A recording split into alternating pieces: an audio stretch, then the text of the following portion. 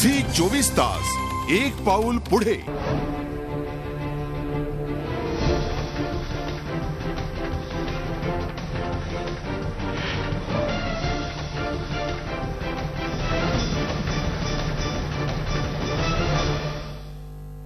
प्रत्येक व्यक्तीच्या विकासाचा आणि पर्यायानं देशाच्या विकासाचा पाया असतो तो म्हणजे प्राथमिक शिक्षण। माहिती आणि तंत्रज्ञानाचा भडीमार होत असताना विद्यार्थ्यांना केवळ पुस्तकी शिक्षण न देता त्यांना ज्ञानी करण्याचं आणि भविष्यातला सुजाण नागरिक घडवण्याचं काम आजही आपापल्या परीनं अनेक संस्था आणि व्यक्ती करतायत। महाराष्ट्रात सुद्धा अशी भावी पिढी घडवणारे अनेक हात आहेत। या साऱ्यांचा अभिनव प्रयोगाची दखल आम्ही घेणार आहोत आमच्या विशेष कार्यक्रमात ऐसा घडवू महाराष्ट्रमध्ये। गेल्या काही काळात शिक्षण क्षेत्रातल्या जाणकारांचा विद्यार्थ्यांच्या शिक्षणाकडे पाहण्याचा दृष्टिकोन बदलला आणि त्याचबरोबरीनं अध्ययन, अध्यापन आणि मूल्यमापनाच्या संकल्पना सुद्धा बदलल्या। ज्येष्ठ शिक्षणतज्ञ लीला पाटील यांच्या संकल्पनेतून साकारलेलं असंच एक बालकेंद्री प्राथमिक शिक्षणाचा अभिनव प्रयोग साकारणारं कोल्हापूरमधलं सृजन आनंद विद्यालय।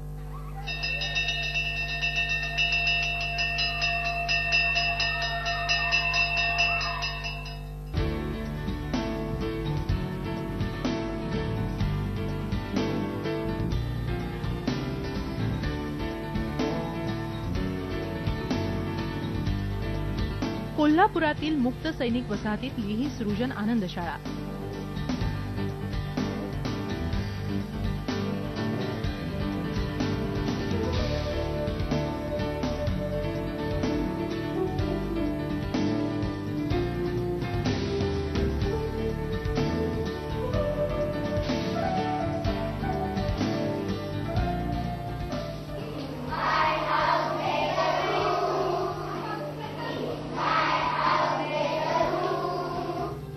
वर्ग नेहमीसारखा भरला असला तरी आजच्या बाई मात्र वेगळ्या आहेत। बाई नेहमीच्या वर्गशिक्षिका नाही तर शाळेच्या माजी विद्यार्थिनी आहेत, पालक आहेत आणि शाळेच्या मानद शिक्षिका आहेत।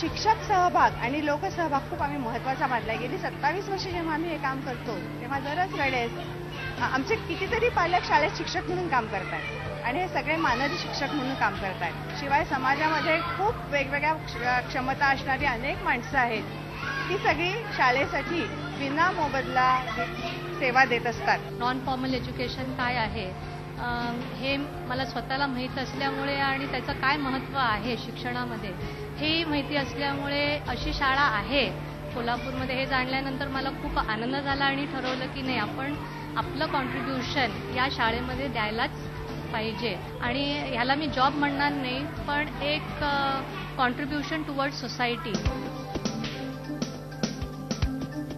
सृजन आनंद शाळेत असे अनेक प्रयोगशील उपक्रम राबवले जातात आणि हेच या शाळेचं वैशिष्ट्य।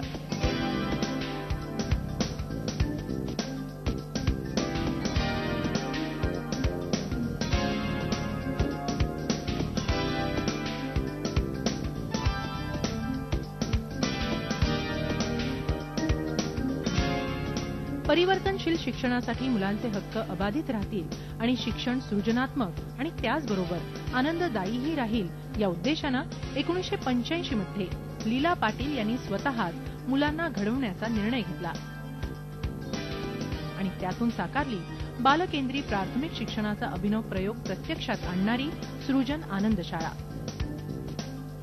मुलं वेगवेगळ्या पद्धतीने शिकतायत, तसंच मुलांनी स्वतःच्या प्रेरणेने शिकावं, स्वतःच्या इच्छेने शिकावं, अवतीभोवतीच्या परिसरातनं शिकावं, निसर्गाकडनं शिकावं आणि ह्यासाठीचे वेगवेगळे उपक्रम तर होतातच, पण क्रमिक पुस्तकात अभ्यासक्रमातली प्रयोगशीलता कशी शोधता येईल आणि हे असणारेच आपले जो अभ्यासक्रम आहे हा अधिक चांगला कसा शिकवता येईल, मुलं स्वतः विचार करतील असा कसा शिकवता येईल ह्याच्यावर आपला जरा जास्त भर आहे। त्यामुळे विद्यालयामधचं एकूण वातावरण बालककेंद्री आहे। मुलांचा बाल सुलभ कुतूहल शमावं यासाठी सुरू केलेला कुतूहल कोपरा उपक्रम असेल किंवा भाषा केवळ मार्कांपुरती मर्यादित न राहता त्याच्यासाठी तयार केलेले शब्दखेळ असतील,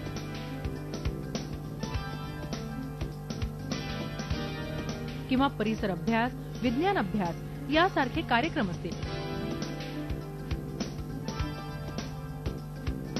किंवा अगदी सामूहिक वाढदिवस साजरा करणं असो, या सर्वांमध्ये महत्वाचा ठरला तो विद्यार्थ्यांच्या बरोबरीनंच शिक्षक आणि पालकांचा सहभाग. मी शाळेत जेव्हा ऍडमिशन घेतलं तर मला माहित होतं की अशी शाळा एवढी छान आहे. तर पहिलीपासून मी जेव्हा इथं आलो तर तेव्हा मला खूपच मजा यायला लागली. मग हस्तकला, चित्रकला या ह्याच्यामध्ये मला खूप इंटरेस्ट येऊ लागला. आणि नंतर मी असंच दुसरी तिसरी असं करत जाताना खेळाचा तास जेव्हा असते त्याच्यामध्ये मला नेहमी निवडतात आणि ते मला खूप आवडतं. इथे परीक्षेची जी पद्धत आहे ती फक्त पुस्तकातला अभ्यास याच्यावर अवलंबून नाही, तर तुम्ही त्यामध्ये स्वतः किती इतर गोष्टींचं ज्ञान घेतलेलं आहे आणि ती किती तुम्ही उत्तरामध्ये त्याचा वापर होतो याचा सुद्धा चाचणी केली जाते. आणि मुलांना सुशोभन नावाचा इथे एक प्रकार आहे की ज्यामध्ये त्या मुलांना स्वतःहून काही गोष्टी करून आणायला सांगितल्या जातात की ज्या त्यांच्या विषयानुसार किंवा त्यांच्या आवडीनुसार त्यांनी करायच्या असतात. त्यामुळे मुलांची उपक्रमशीलता वाढते, बुद्धीला चालना मिळते. खेळामध्ये किंवा स्नेहसंमेलनामध्ये सुद्धा संपूर्णपणे शाळेतल्या विद्यार्थ्यांनी, पालकांनी आणि शिक्षकांनी मिळून सहभाग असतो. आंतरभारतीय शिक्षण मंडळातर्फे चालवल्या जाणाऱ्या या शाळेत मुलं वेगवेगळ्या पद्धतीनं शिकतात. जीवनाभिमुख शिक्षण स्वयंप्रेरणेनं घेतात. प्रकल्प पद्धतीचा वापर हा या शाळेतला असाच एक उपक्रम. कोंडी फोडूया असा आपला प्रकल्प होता. त्या प्रकल्पामध्ये पहिलीच्या मुलांनी त्यांच्या ज्या छोट्या छोट्या कोंडी झालेल्या असतात की घरी गेलो आणि आई घरात नव्हती, अशा वेळेस आपण काय करायचं, अशा छोट्या छोट्या त्यांच्या ज्या समस्या असतील त्या सोडवायचा प्रयत्न केला. आपल्या कोल्हापुरात एक हत्ती शिरला होता आणि अशा वेळेस मग ही कोंडी कशी फोडायची, नागरी कोंडी आहे ती गावातल्या लोकांनीच कशी सोडवली, कशी फोडली. मग अग्निशामकचे लोक कशी मदत करतात, वन खातं कसं मदत करतं, अशा वन्य प्राणी नागरी वस्तीत शिरला तर काय करायचं, अशा प्रकारची हे केली. तिसरीचा प्रकल्प त्यांनी खूप सविस्तर केला होता. कचरा ही एक सामाजिक समस्या आहे आणि ही कोंडी आपण कशी फोडायची, ह्याच्यावर तिसरीच्या मुलांनी अभ्यास केला होता. तर चौथीच्या मुलांनी भूकंप, पूर अशा प्रकारची कोंडी कशी फोडायची ह्याच्याबद्दलचा अभ्यास चौथीच्या मुलांनी केला होता. आणि हा सगळ्याच त्यांचा जे समज असते ती त्या रंगमंचामार्फत किंवा प्रदर्शनामार्फत ते सर्वांपर्यंत पोहोचवत असतात. गेल्या 27 वर्षात शाळेनं विद्यार्थ्यांना खरोखरच घडवलंय. आपली प्रयोगशीलता कायम राहावी यासाठी शाळा सरकारी मदतीशिवाय चालवली जातेय.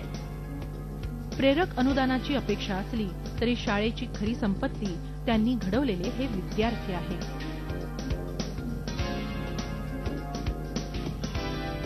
आपली मुलं गेल्या 27 वर्षाची शाळा असल्यामुळे आता खूप मोठी झालेली आहेत. बरेचदा असं लक्षात येतं की माणूस म्हणून फार सच्ची झालेली आहे, फार चांगली झालेली आहे.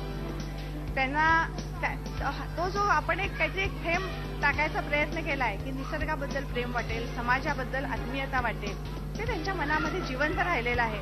आणि जर काय हे झालं असेल तर ही पायाभरणी उपयोगाची ठरते असं आपल्याला म्हणावं लागेल. इथे एक ब्रेक आणि ब्रेक नंतर विद्यार्थ्यांना स्वावलंबी करणारी चिखलगाव मधली शाळा. झी 24 तास एक पाऊल पुढे.